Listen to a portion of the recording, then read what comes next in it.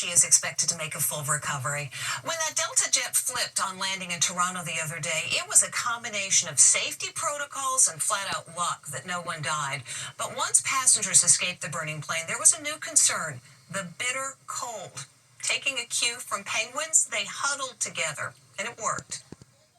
As survivors streamed out of the upside-down jet that just crash-landed, they faced another challenge: the freezing temperature. It was 17 degrees in Toronto. The wide-open, windswept runway made it feel like 5 below zero. In the mad scramble to get out alive, they followed the flight attendant's instructions. Everything, drop it! Come on! There was no time to grab their winter coats, so many of them ended up on the tarmac in short sleeves. That included the heroes who helped their fellow passengers out.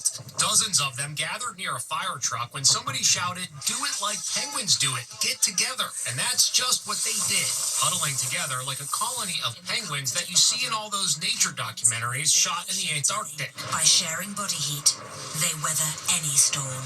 The collective heat of the passengers, and there's one of the pilots, enabled them to wait it out until they were taken to the comfort of the terminal. Gail King spoke for a lot of Americans when she interviewed the Delta Airlines CEO on CBS Mornings. I'm a very nervous flyer, as you know, and I'm just so freaked out by this. The reality is it's safer than the car ride I took this morning to get to my office. News of the upside-down plane crash flashed around the world within minutes of it happening, and reaction from passengers on other flights watching events unfold live on in-flight TV shows real concern.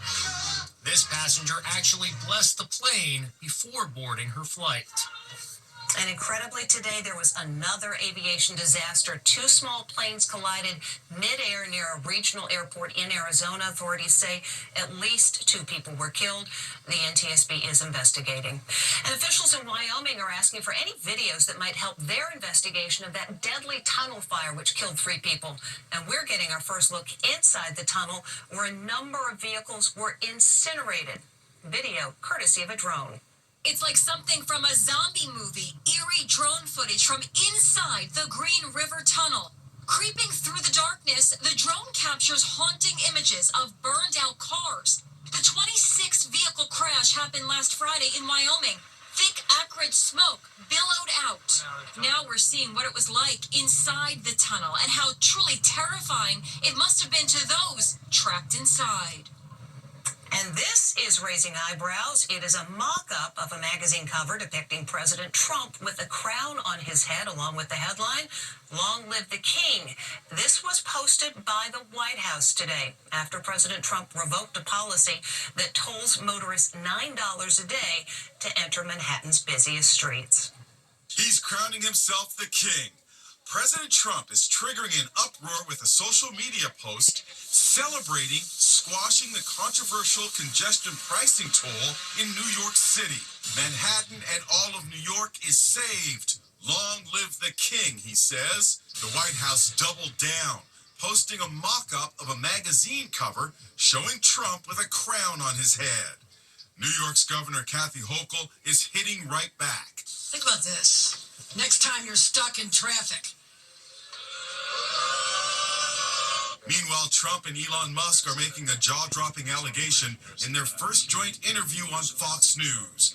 They claim the American astronauts stranded on the International Space Station were abandoned on purpose by Joe Biden, supposedly because he didn't want to make Musk a hero by using his SpaceX rocket to come to the rescue. They got left in space. They've been there. They were supposed to be there 8 days. They're there almost 300. Biden.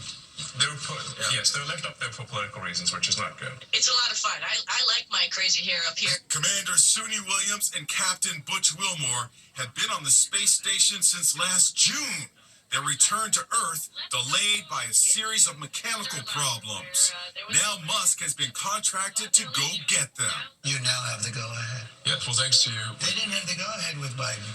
He was going to leave him in space. I think he was going to leave him in space. The astronauts have a different take. Do you feel you've been abandoned? We don't feel abandoned. We don't feel stuck. We don't feel stranded. And George Clooney is speaking out for the first time since the election, and it sounds like he's made peace with the outcome. this is democracy, and this is how it works. Clooney raised millions for Kamala Harris after famously encouraging Joe Biden to bow out. But now that his party has lost, What am I supposed to do? Storm the Capitol? It's like, it didn't work out. That's what happened.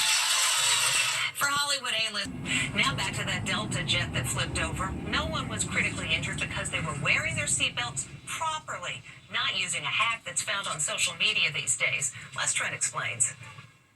it's the travel hack that's supposed to make taking a snooze on a plane a lot easier.